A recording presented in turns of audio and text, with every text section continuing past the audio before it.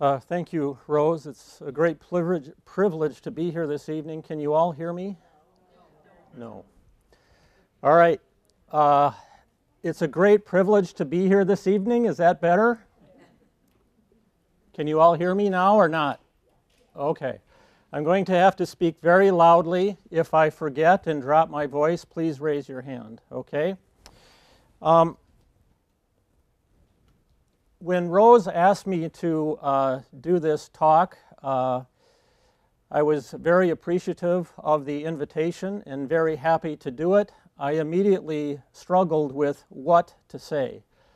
The book is so rich and touches on so many important issues that I think you could start talking about one thing in the book and end up anywhere you want to with any regard to any question of human existence. I think the book and the issues are that rich, that deep, and complex. What I do want to do this evening is talk for about 35 to 40 minutes, and I want to use my talk to provide some context for Skloot's book and for the lax narrative, and then leave a lot of time for discussion. I have nothing else that I need to do tonight except maybe take the dogs out and say goodnight to my kids. So I'm willing to stay for as long as people have questions. So what I'd like to do is spend some time locating the lax narrative within the history of medicine in the United States. Also locate the lax narrative within what I view to be the typical cultural mores in the 1950s era. I think that provides some very important context for the work and for the story as a whole. I then want to summarize the importance of HeLa cells for where we are with medicine today, and I want to make sure that people understand I'm not a cellular biologist, and there's at least one of those in the room that's much more sophisticated than I am, but I can at least inform you as to how important these cells have been to modern medical care. I then want to develop a portrait, as I see it, of current U.S. medicine, biomedical ethics, and clinical research as a ground for further discussion. I'm a little concerned about the conclusion of my talk, and when I get there, I'll tell you why, but I'm going to plunge in anyway. So this is probably pretty hard to read, but I do want to acknowledge some of the references and resources other than the Skloot text that have influenced my thinking here tonight. One is a very powerful biography of William Osler, who was very important at Hopkins Medical School, and many think he was probably the best physician ever to live. There's an important book on medical education by Kenneth Ludmerer that has influenced my thinking for many years. There's also another book that's neglected, I think, by a gentleman named David Rothman. It's called Strangers at the Bedside, A History of How Law and Ethics Transformed Medical Decision-Making. And at the end of the talk, you'll see, I think, how that has influenced me. And there's another important book for those of you who are interested in this. It's 25, 30 years old now. It's by Paul Starr. It's called The Social Transformation of American Medicine. Another very important, even though dated, book. Given that the lax narrative is so powerful and stories are going to be important tonight, I wanted to give you some background of my story so you understand where I'm coming from. In terms of my professional background, Rose has let you know that I'm a practicing oncologist. I also have been very interested in ethics for a long time. And when I was in medical school at Mayo, I learned about a program at the University of Chicago called the Pew Program in Medicine, Arts, and the Social Sciences. That was a program that originated by a very prominent cardiovascular researcher who trained in South Africa, in his belief that the most important problems medicine will face in the future, starting in 1980, were not biomedical science problems, but rather social, political, and ethical problems. So this program provided tuition and stipend to medical students from across the country who wanted to come to the University of Chicago. And I was very fortunate to be selected. It's a pretty interesting group of colleagues. Some people were pursuing PhDs in public policy. A couple people got law degrees. Some people were in business administration. There was several in the philosophy school. I must say I'm probably the only one that isn't done yet. But I made the mistake of going back to medical school without the doctorate finished. My doctorate is on a critique of biomedical ethics as it's currently practiced. And the reason my hair is long is that I got very tired of people asking me if my thesis were done yet. So if you ever see me with a buzz cut, you know I'm done. Because of that background, though, I feel like I have feet in two camps. One of my feet, a foot, is always in the medical professional camp. Another is in biomedical ethics and theology, which I think has a very powerful critique of medicine. And sometimes it's hard to balance the two, and you'll see that near the conclusion of my talk. More personally, I've grown up a Lutheran of sorts, and I mean by that I have studied Luther and his theology, and I've imbibed from him a very deep concern about the power of human fault, to the degree that I think in the past people have viewed me as a negative person.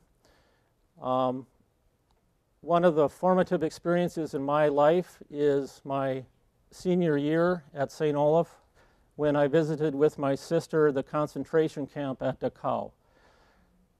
We spent a whole afternoon walking the grounds, and it was just inconceivable to me trying to figure out what happened, how human beings could get themselves into a position where they could perpetrate that kind of evil on other human beings. I would say in the last several years, in part because of my wife, in part because of my family, in part because of our dogs, I've started to, and most importantly, I think, in part because of patience, I've learned to have a much more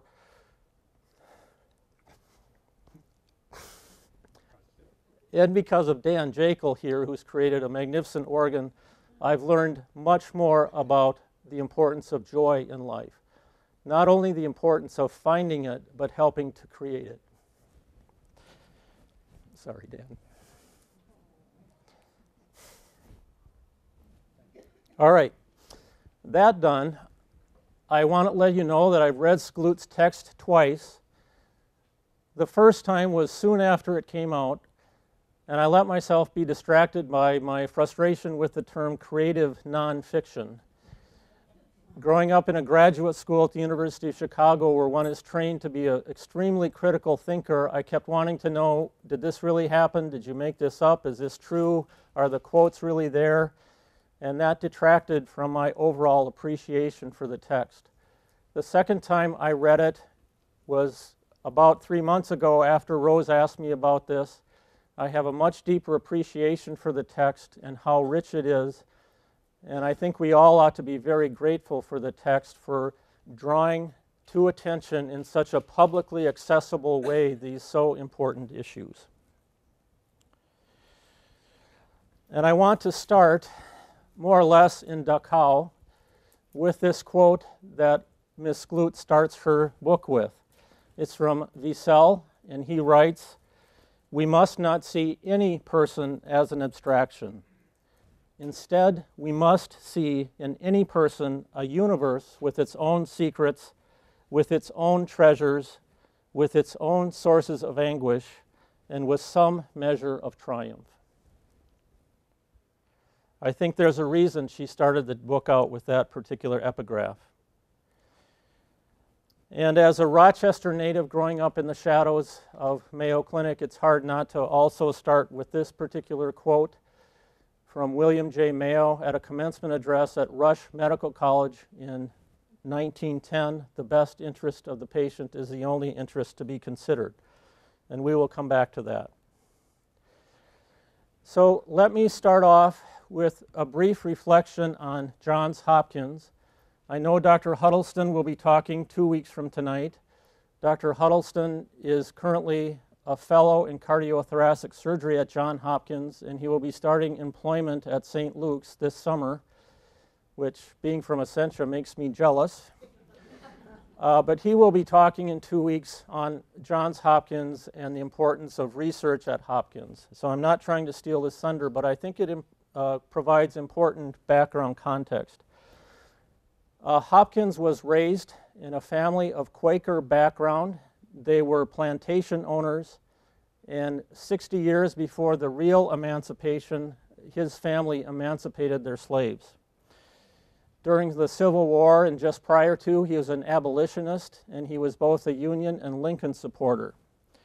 During his lifetime, he amassed a fortune of approximately $10 million, and I read one citation that said that was about 1/1000th of the entire wealth accumulated in the United States at that time.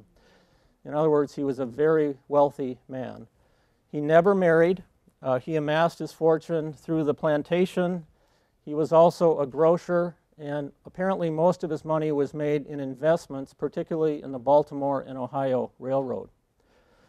He died in the 1870s, and just before he died, he bequeathed $7 million to a group that he charged with the responsibility of developing Johns Hopkins Medical School, the hospital, the nursing school, the university, the Johns Hopkins Press, and an orphanage. One of the stipulations he attached to the money that was to go to the charity hospital or several of them are the following. The hospital was to aid the poor, regardless of age, sex, and color. People of means who could afford to pay something were required to pay something, and that was intentional. Those people were to subsidize care for the poor. The hospital was to remain part of the university. He was a very forward thinker. That's very important. And religion was to maintain an important influence in the hospital, but there was an attachment, meaning that should not be a sectarian religion. We could have a long conversation about what sectarian religions are and are not. Johns Hopkins has been vitally important to the history of medicine in the United States. And here, I'm not a historian, but I think for the sake of tonight, you can break down the history into 5 different periods. Prior to 1910, medicine in the United States was a mess. It's widely regarded that medical practice was very suboptimal. There was no singular philosophy that guided medical education. There was no defined curriculum. If you went to one medical school, you might be there for 6 months to a year. Another one, you might be there for 2 years. Physicians were not taught the same thing. At that time, it was considered that the best medical practice was in that dreaded place we call Europe. Most of the prominent physicians who were well respected in the United States at that time, in their training, they intentionally left the United States to go to Germany to receive training. In 1910, a gentleman named Abraham Flexner was appointed to study medical education in the United States and Canada. And by that time, Hopkins had become very prominent. Flexner studied most of the big medical schools in both countries, and his conclusion was that medicine ought to define itself on the basis of the model at Johns Hopkins. That is a university-based medical school with a very, very strong commitment to research in biomedical science. And at that time, the curriculum at Hopkins was very similar to what most medical students are taught today. The first 2 years were basic sciences. The next 2 years were clinical internships at the hands of master clinicians like William Osler. Medical students would take care of patients on the wards up to and including their death. And immediately after their death, they were taken to the autopsy with the attending, and they did an autopsy.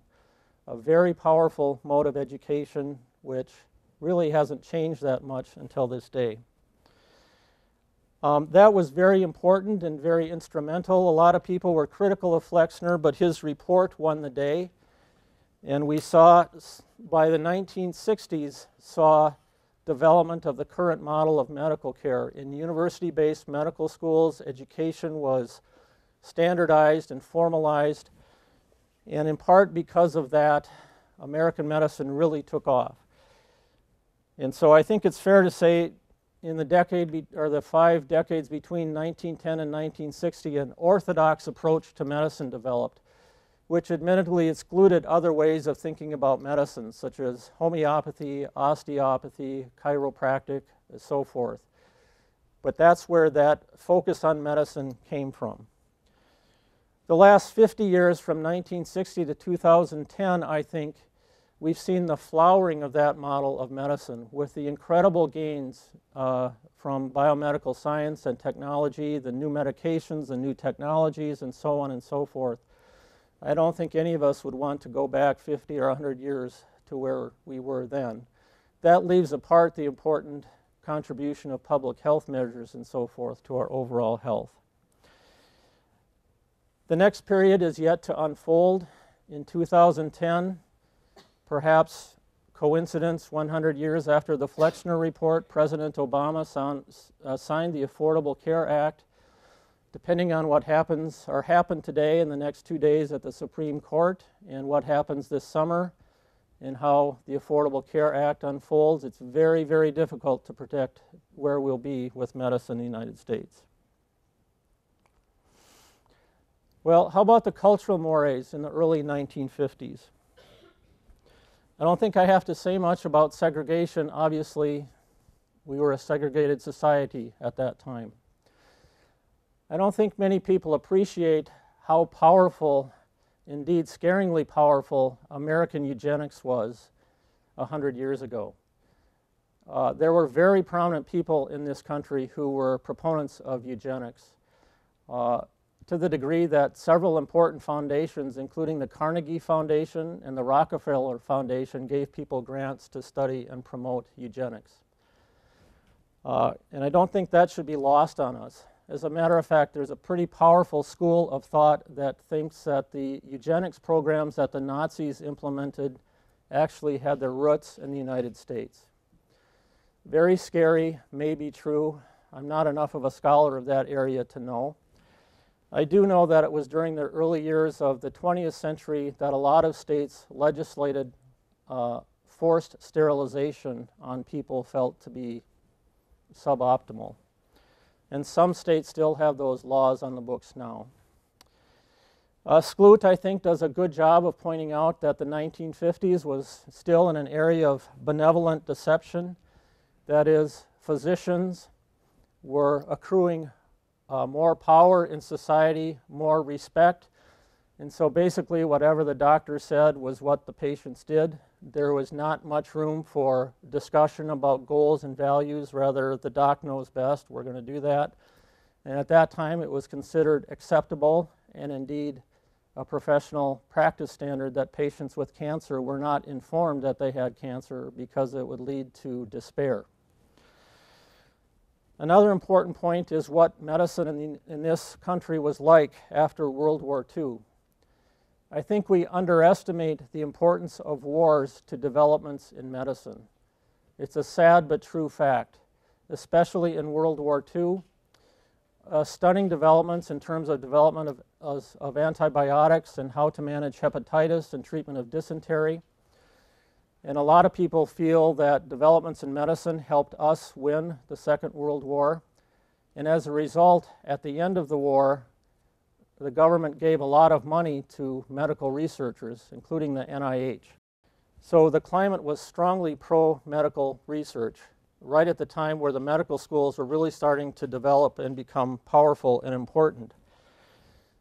It was also a time at which a utilitarian way of thinking was predominant. That is, to quote Spock, the good of the many outweighs the good of the one. For example, during the war, a lot of, well, not a lot, but quite a bit of research was done with soldiers regarding drugs. And the key was to get soldiers back to the front as soon as possible. And so rather than worry about informed consent and putting soldiers through, informed consent, do you want to participate? They were given medications, and they weren't necessarily told. And that's how we learned about a lot of antibiotics and how to get people back to the front for the sake of the war effort. That translated into post-World War II thinking and research. If you can do good for many, maybe you don't have to think so much about the good of the one. There was also a notion of laissez-faire in medical research. You might look at the Holocaust in Nazi medicine to say something like, physicians are really dangerous. They need to be controlled by somebody. The argument was flip. The argument was Nazi physicians were dangerous because they were controlled by the Nazi regime. Therefore, politics needs to be kept out of medicine. So what you had in 1951 was a culture in which what we would say is segregation or discrimination was more or less accepted. Doctors were empowered not really to tell the whole truth. And you had a political climate in which research was very important, and we're going to go cure a bunch of diseases. And I think it's important to understand the lax narrative in that context, not to justify that, but to look back and say, what were they thinking in 1951? James F. Childress is one of the most important figures in biomedical ethics.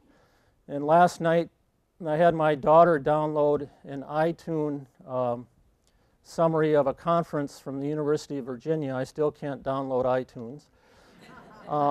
As part of the Martin Luther King celebration, they read Henrietta Lacks, and they had a university-wide seminar at UVA in Charlottesville talking about the importance of the Lacks narrative for research at the UVA and how the university relates to Charlottesville, which obviously has a significant percentage of minorities. It's very clear listening to that tape that these issues are very real for a major university. And Childress said in his introduction that the experience of Henrietta Lacks at Johns Hopkins, and this is a direct quote, I wrote it down, probably didn't violate the standards of care at the time. Now, Childress is an analytic philosopher. He does not use words carelessly. It's a rather ambiguous statement, but the fact that he would say that, I think, ought to tell us a lot. And I think he's right about that. Her care, her treatment, the harvesting of her cells, I do not think violated the standards of care at that time. It doesn't mean that that was right, but I think we need to step back and wonder about that from an ethical perspective. We can talk about that later. So, how important have HeLa cells been to modern medicine? Well, there have been over 60,000 research articles that have been written either using research performed on HeLa cells or research that is based on HeLa cells. That's more than any other kind of tissue culture that we know about. In addition, there are 17,000 patents at the U.S. Patent Office based on HeLa cells. Of course, none of them are from the Lacks family. The HeLa cells are known as one of the standard laboratory workhorses for people who work in labs. I gave a version of this talk just an hour and a half ago to my colleagues at the Cancer Center. Those of us who worked in labs, every one of them had worked with HeLa cells in some way, shape, or form. The cells were the basis for tissue culture techniques, without which most of what we do in medicine would not be possible. They were incredibly important to the founding of the fields of virology, molecular biology, and cancer biology. Those of you who have read the book know that Salk's polio vaccine could not have been developed without HeLa cells. There have been many drugs for cancer, influenza, hemophilia, and Parkinson's. those of you who wear cosmetics owe some of that to HeLa cells. And they were also central to in vitro techniques, in vitro fertilization, cloning, and the developments in gene mapping. I think it's fair to say, I got a little sting from one of my colleagues earlier today, but I think it's fair to say in this particular situation, it would be difficult to underestimate the importance of HeLa cells to modern medicine. That's how important they are. So now I want to move to developing a sketch of modern medicine and ethics and clinical practice. And here's where I'm going to my left foot. This is not a pretty picture. And most of this was incorporated into Skloot's text with the difficulties of the narrative and the different intersections of the narrative. It's kind of hard to follow all this. But as one whose first chapter of the dissertation is a history of bioethics in the US, it was pretty interesting to read how she wove this in. Let's start with the Tuskegee syphilis experiments. This was an experiment run by the United States Public Health Service for 40 years from 1932 to 1972.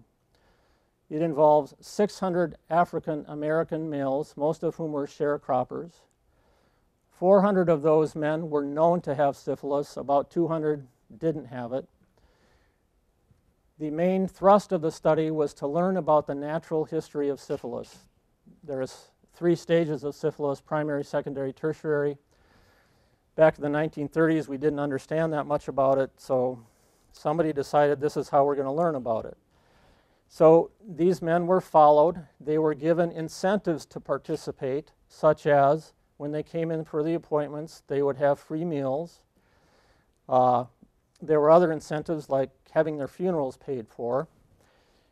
And they were all followed without treatment for 40 years, even after it became known that penicillin was an effective treatment in the early 1940s. Those of them who had syphilis were never told they had syphilis. They didn't know what they were participating in. We don't have to say much about Nazi medicine, but I think a little bit of talk about the Nuremberg trials and the Nuremberg Code is important. In terms of the medical part of that, that was in 1947, and 7 Nazi physicians were found guilty of crimes. And that was when the Nuremberg Code was authored.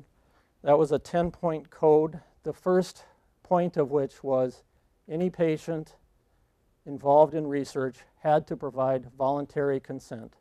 They had to be told what they were participating in. As you know, in 1951, the Henrietta Lacks story unfolded. In 1952, Salk developed his polio vaccine, which couldn't have couldn't have been done without the HeLa cells. One of the most difficult stories for me to understand in this is the Chester Southam experiments. Southam was a virologist, very important to the development of virology. I'm pretty sure he ran the department at Memorial Sloan Kettering. And he used HeLa cells in at least 3 different experiments, and he injected live HeLa cells into various populations of patients to understand the effects. He was trying to learn more about the immune system. So the first one was in 1954. I think the next one was in 1957. The second one involved a population of male inmates in a prison in Ohio. The last one was the issue at the Jewish Chronic Disease Hospital, in which patients at that hospital were to be injected with HeLa cells. That got a lot of public attention because 3 Jewish residents, training doctors at the Jewish hospital, refused to participate, mostly because of their knowledge of Nuremberg and the Nazi Holocaust. And those residents were actually fired, and they went to court. This was taken to court by the New York Attorney General at the time and was big news. Another important event was developments within dialysis. By 1961, we had machines with which we could dialyze patients.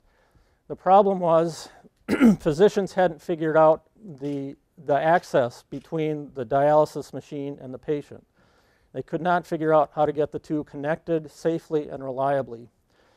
And a former Mayo trainee, Belding Scribner, moved from Rochester to Seattle, and he came up with the idea of the AV shunts, the arteriovenous fistulas, which are the basis of AV access today.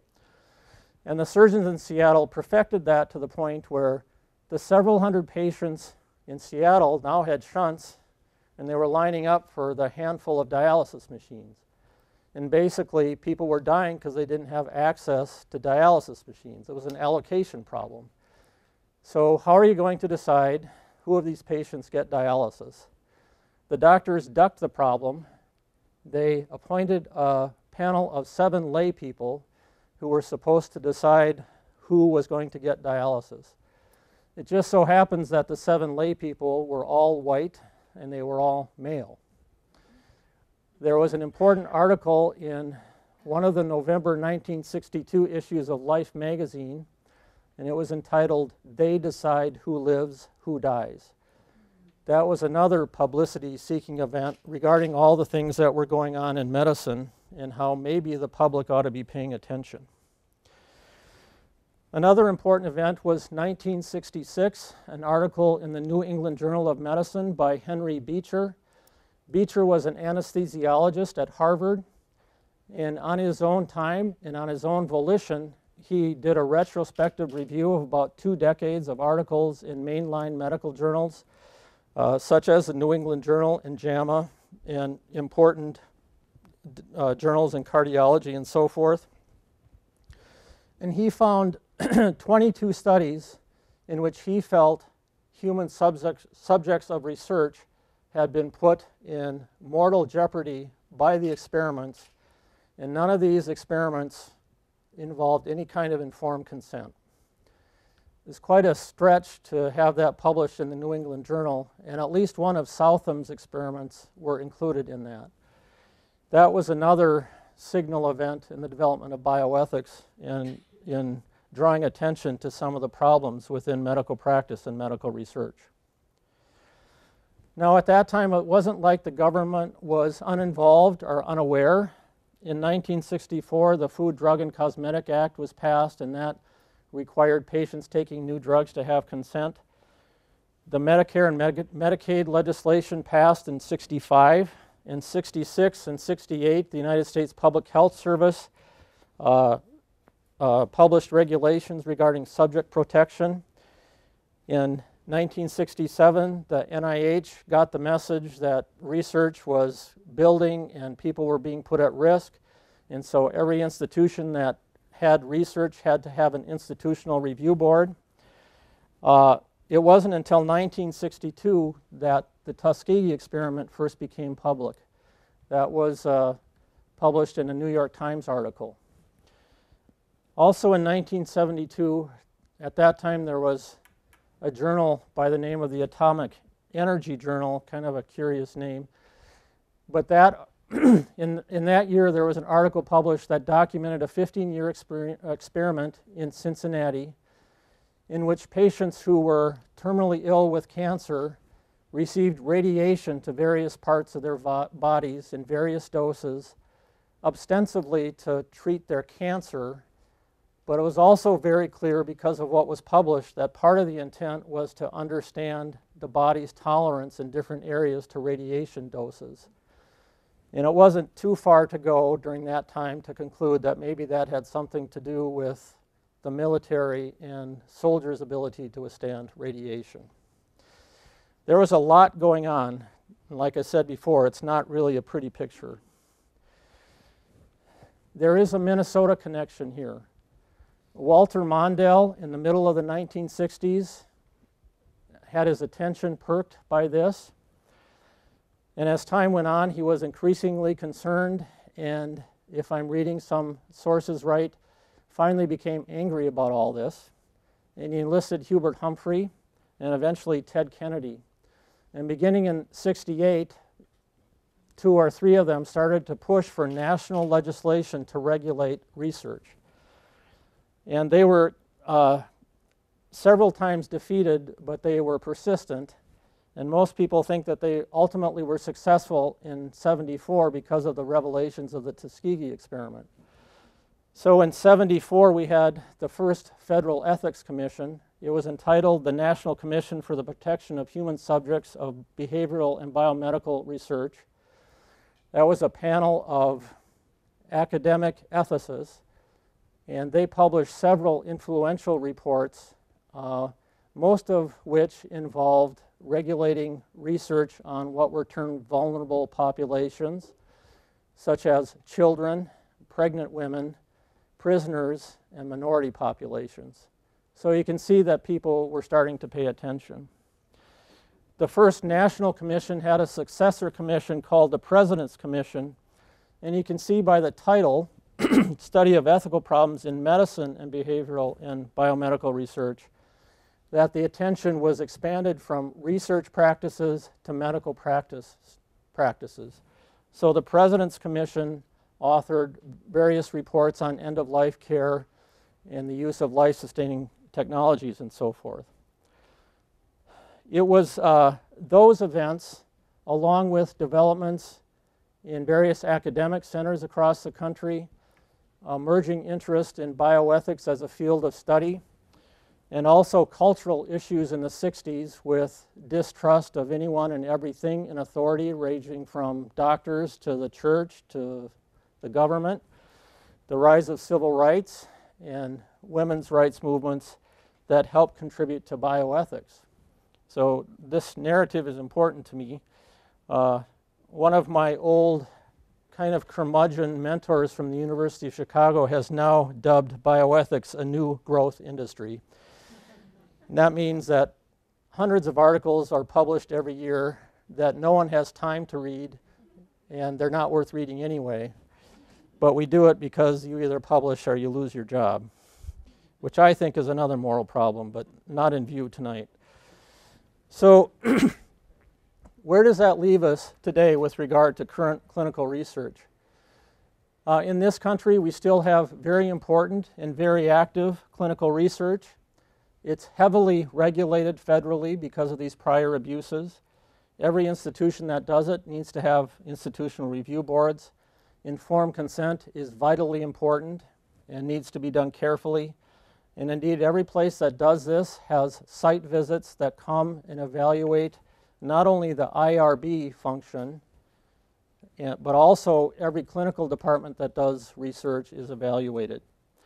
Some people argue and believe that this has had a substantially negative impact on clinical research in this country, that it slowed research down.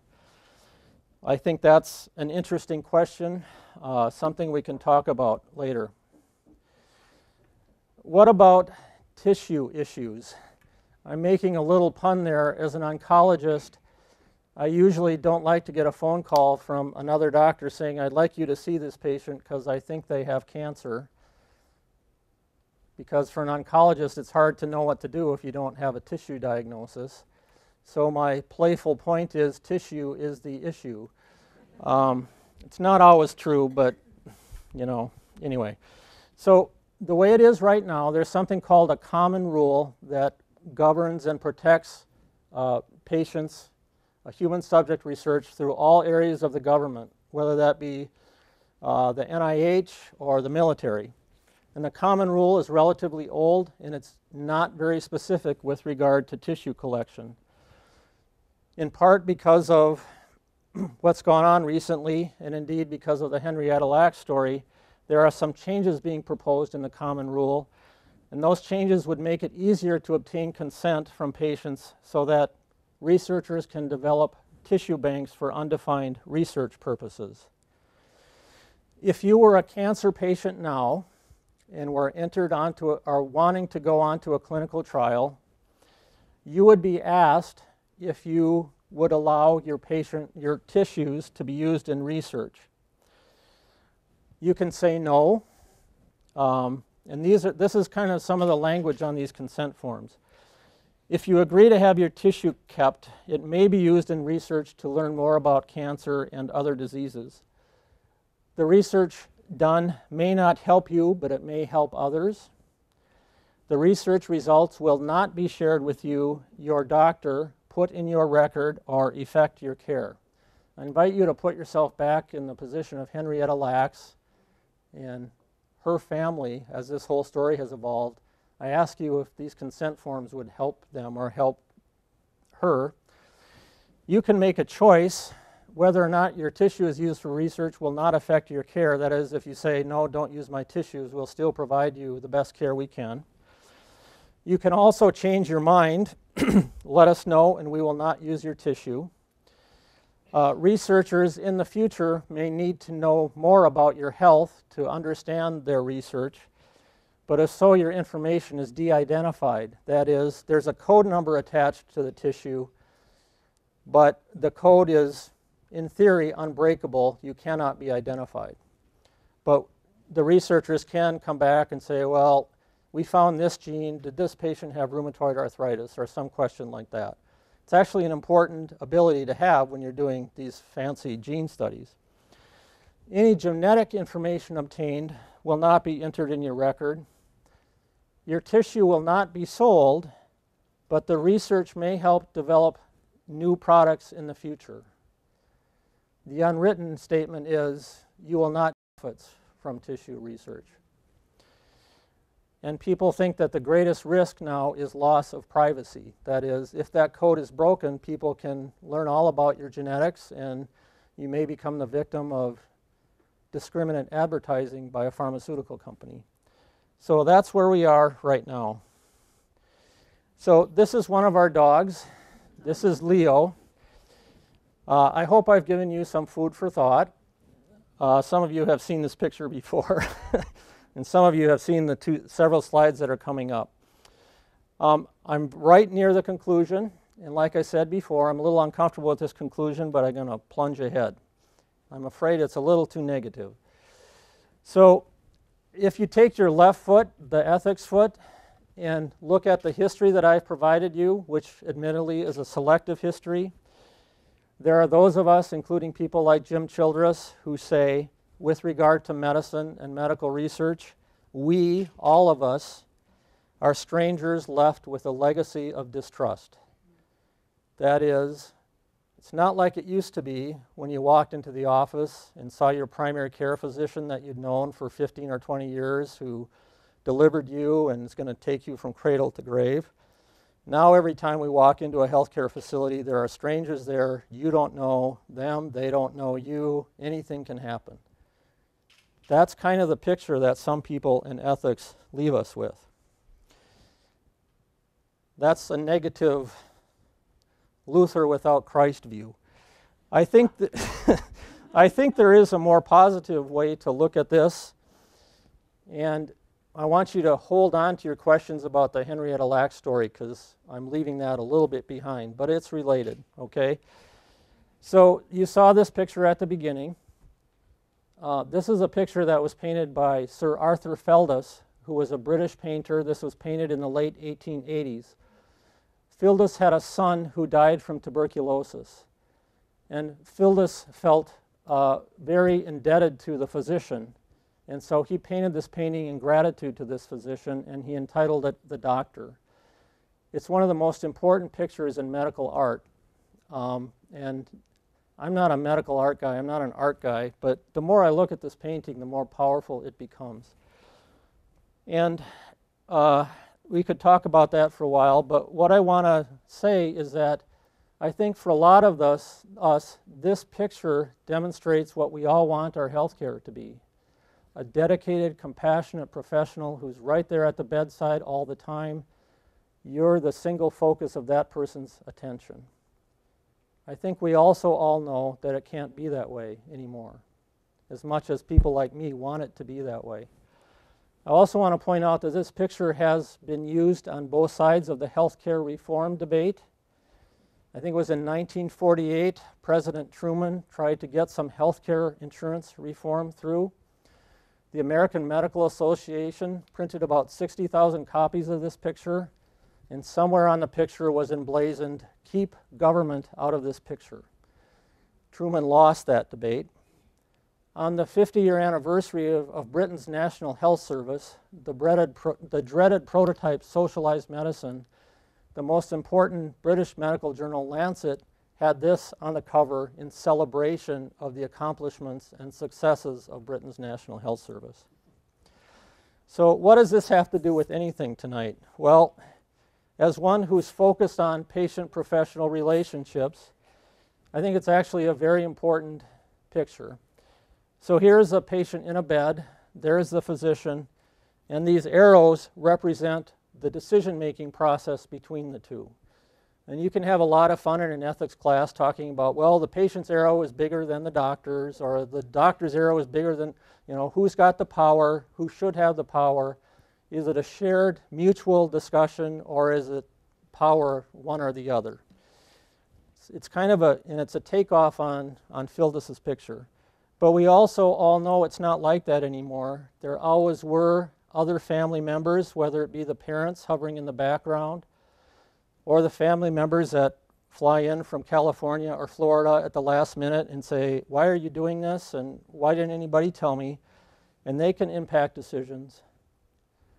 There's an interdisciplinary healthcare team. There's nurses, there's other doctors, there's a social worker, there's the chaplain, there's the dietitian, there's the physical therapy person, there's the pharmacist, there's the dreaded administrator, there's the security person. In our hospitals in this town, we have more and more abusive patients, physically abusive to staff, and we increasingly have to have security people on the floors to protect the healthcare professionals. Those people all have input into the decisions. And sometimes it's the physical therapist that has the most important say in what goes on with that patient. If the patient isn't ready for a safe discharge, we don't discharge. Here's the dreaded United Healthcare president with his billion-dollar home, who can tell you what you can or can't do. And this was a page from my section chair who knew I was talking, and he pages, "Are we having fun yet?" Thank you, Dr. Nikovich. When I just did this an hour and a half ago, Dr. Nikovich told me that the president of United Healthcare has a big island on Rainy Lake. And no, you can't see the house because it's protected. Here's the doctor, or the lawyers, and they can influence. And now we have the government involved. Not like they never were involved. They've always been involved, really. So to me, the key is how we move forward in this very challenging environment in which we really have no clue what's going to happen, and how we continue to honor patients and families and make the best decisions that we can for them. And my voice is tired, so I'm going to quit talking. But this is a beautiful quote, which is the full paragraph from William Mayo's commencement address, in which he says the best interest of the patient is the only interest to be considered. This paragraph is the founding principle for large, successful, multi-group specialty practices where everybody communicates and coordinates. And the one thing there's two things I would change about it. He uses exclusive language. And the other thing that's clearly going on here is he's talking about physicians talking to each other. What I would say is that we need to broaden that understanding to include all healthcare professionals and the patients and families in the best decisions. And I think that's our way forward through the morass in healthcare. So I hope the last 4 slides haven't distracted you from the Henrietta Lacks narrative, but I do believe it's important. The Lacks narrative gives a lot of insight into what's happened in medicine and to what will happen in the future. So thank you very much for your attention, and I'm happy to take questions.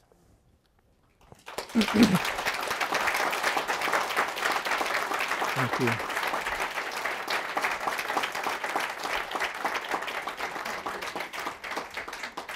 I'll let Leo stay up there. So questions.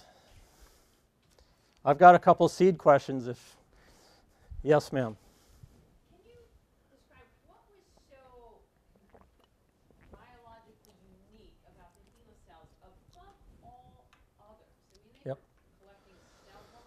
Right. So the question is, what's so unique about HeLa cells that allows them to continue to divide? And what appears to be unique about them, first of all, you know, those of you who read the story know that there was a question about a diagnosis. They initially thought it was what we would call squamous cell carcinoma, which is the most common cause of cervical cancer. This happened to be an adenocarcinoma of the cervix, different kind of cell line that went bad. Adenocarcinomas in general are more aggressive than squamous cells, but in part because of what HeLa cells allowed us to understand, we learned that those cells themselves are, number one, they were infected with a human papillomavirus, which made them more aggressive, and that abnormality caused a deletion of one of the arms of the chromosome, which in turn lost what we call the p53 suppressor gene. So the chromosomes in those cells were damaged. There was no regulation. They just kept going, and they continue to go. So it's a very interesting question. It's kind of like we learned about the HeLa cells from the HeLa cells themselves, but that's a fundamental insight into cancer biology, is the loss of a tumor suppressor gene. How long had these cells been used before they discovered it was the papillomavirus that was really propagating? Altering the genetic composition? I'm guessing, but probably, Les, do you know?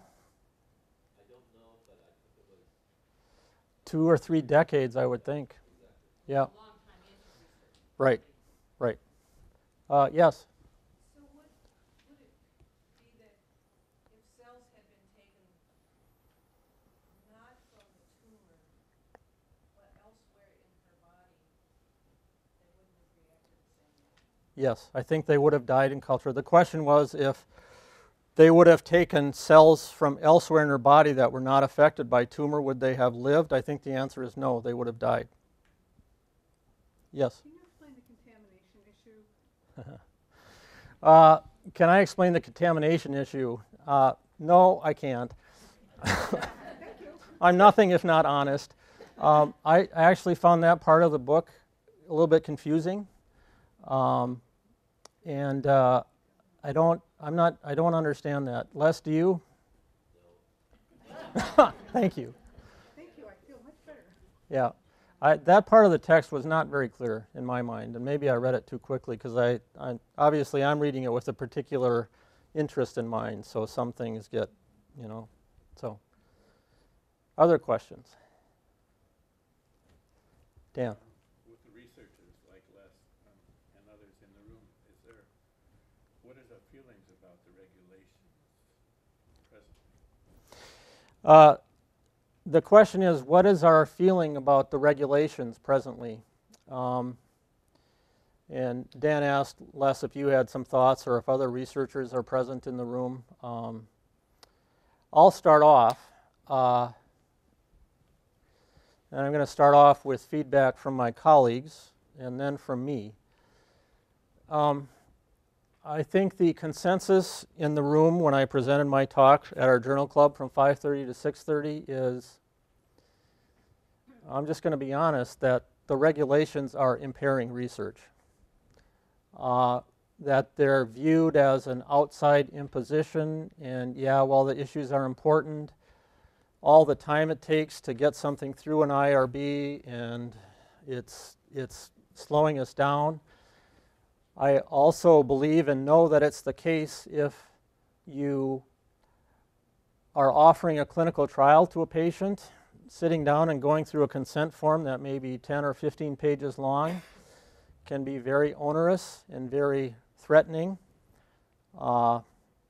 And so I see that side of it, but I also see the left foot and all the things that happen to people who are unprotected and trusted the professions, wrongly so. And I almost came to the conclusion last night in thinking about it that the government is important in regulation. Almost. Well, actually, you know, we can go into politics now, but you know, for a Lutheran who doesn't trust much in human beings, there's got to be something outside of us that helps control our bad behaviors. So, anyway, so I think you need it. Yeah, it's a pain, but I don't think we've really demonstrated to the public that professions can be trusted. Sorry, but that's how I feel about it. Les, or any other researchers, do you have feelings about regulation?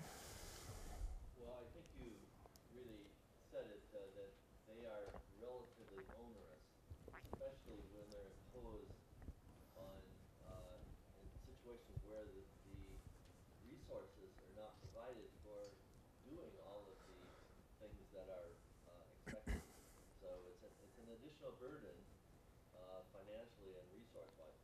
But I think that in the big picture, all of us want to do the right thing, and so therefore we're not experts. Scientists really are not the experts of bioethics. So we really look to you, or people who are asking these questions, to give guidance and advice, because I think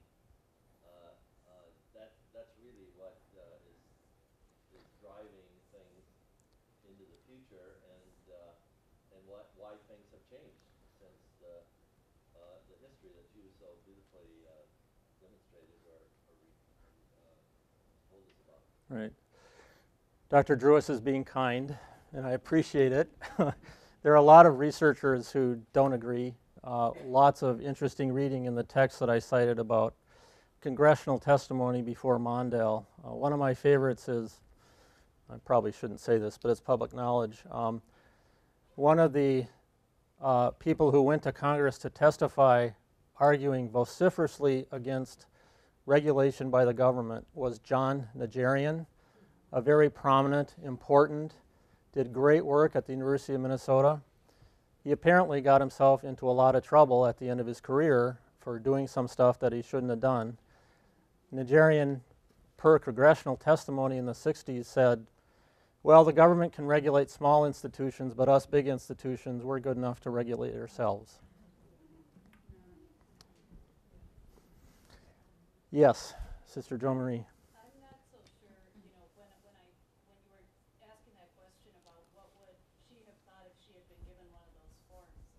I just had the experience of giving blood, and I was asked to be part of the study, and so they held out, you know, pretty much exactly what you had up there, and they asked me all these questions, and the thing about you can't profit from this, and once it's gone, it's gone.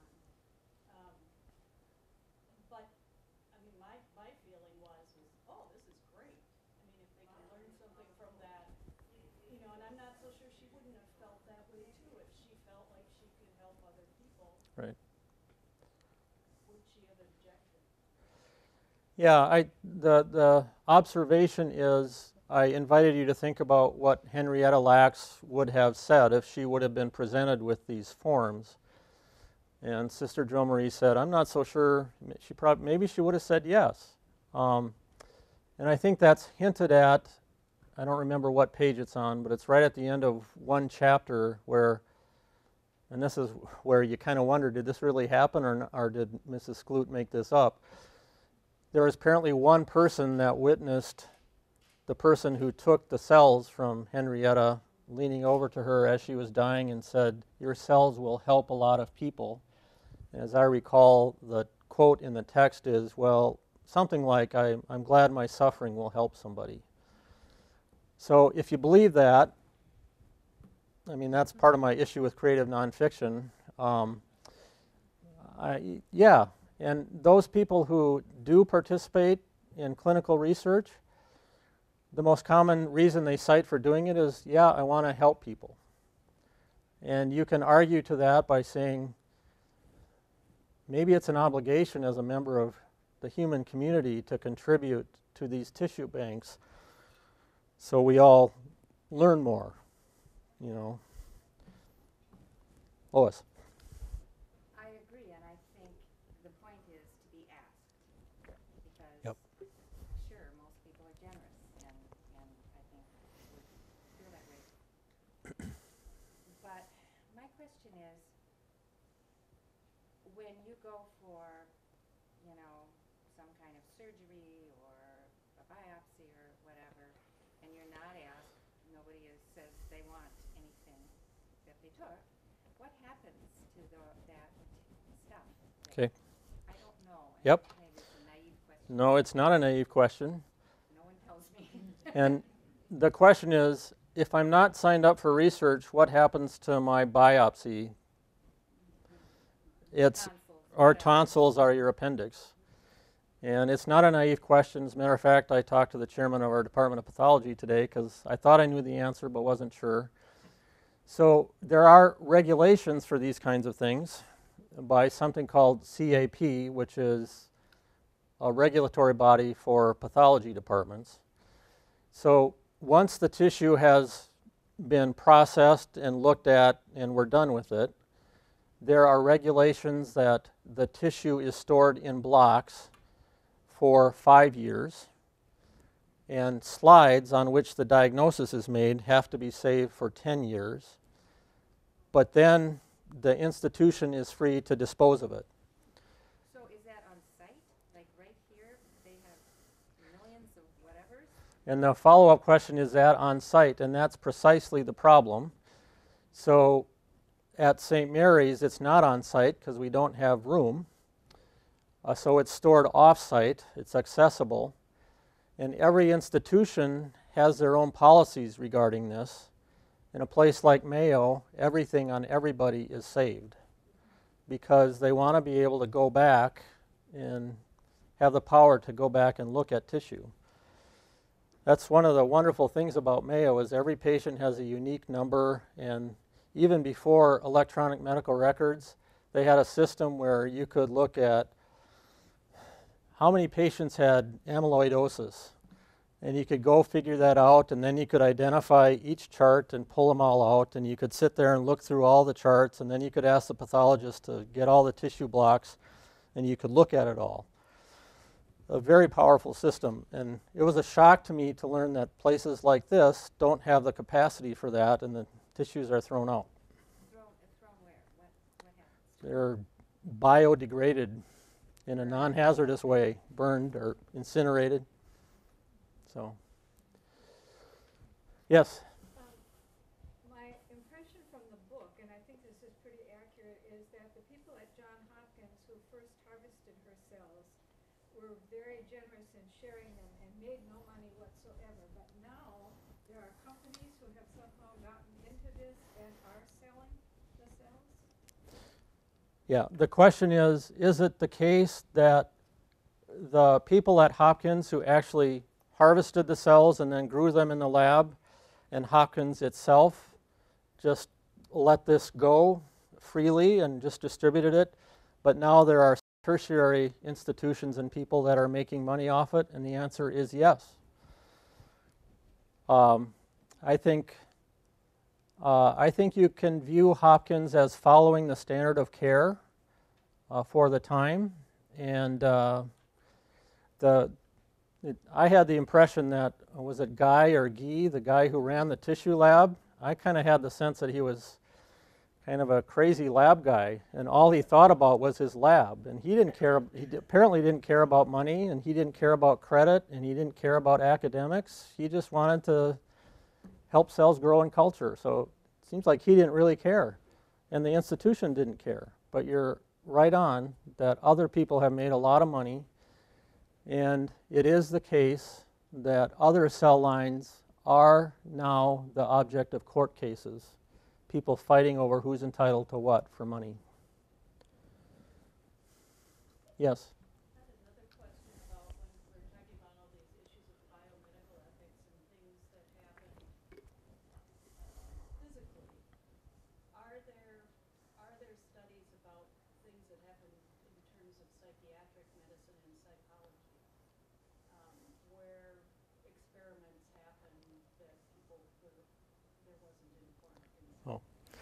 Yeah, the question is, are there records of, for lack of a better term, psychiatric research that was done unethically? And the answer is definitely yes.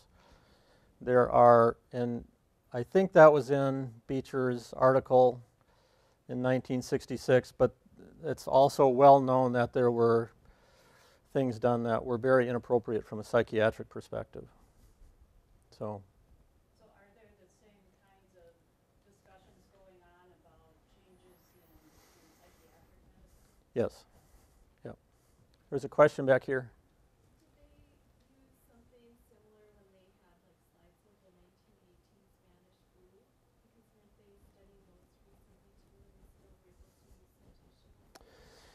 Right, so the question is, was something similar done to get back to the 1918 flu? And I think that was addressed in the book. And yes, that is the case, that somehow somebody had stored some specimens that helped give insight into the 1918 flu.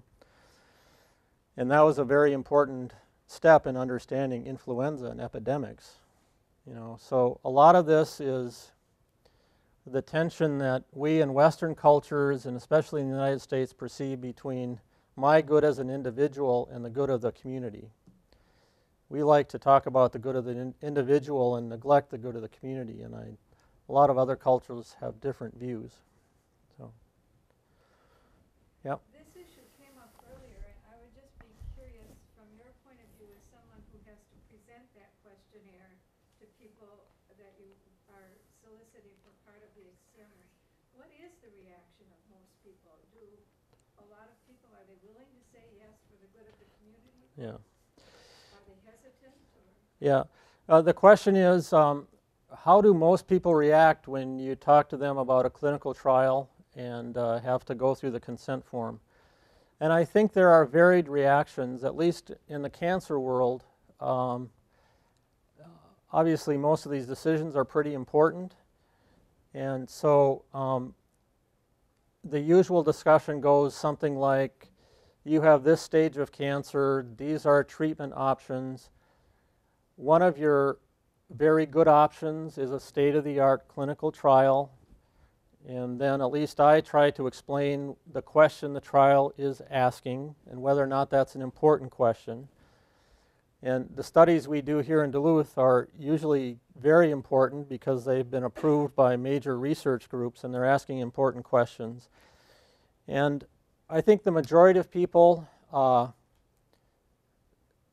decide on the basis of whether or not they perceive it's good for them. Some people will say immediately, yeah, I want to do that to help others. But for I think most people, it's, at least in the cancer world, it's what's good, what's best for me. There are also trials in which neither the patient nor the physician can control which treatment you get. They're randomizations. And in some trials that really doesn't matter so much, but for some people it's very important to have some sense of control. And that's the most common reason that my patients say no, is that they want to have some control over something and they don't like a computer deciding what treatment arm they're going on. So, but I know I'm feeling the heat. I would say that I'm ambivalent about clinical research in some ways, but on the other hand, in the cancer world, about less than 10% of adult cancer patients participate in clinical trials. Whereas if you look at the pediatric world, 80 to 90% of children that have cancer participate. The average cure rate for any child who has a cancer, obviously it depends on the kind of cancer. A child with cancer in the United States has around an 80 to 85% chance of cure, no matter what the cancer is. The chances of cure for adults are far lower. I think there's a lot of things going on there. I think the biology in adult cancers is probably different, but it's also hard for me to believe that if we had 90% accrual for adult cancers, I'm pretty darn sure that our cure rates would be far higher than they are. I leave that for you as food for thought. Oh, thank you, Jon. You're welcome.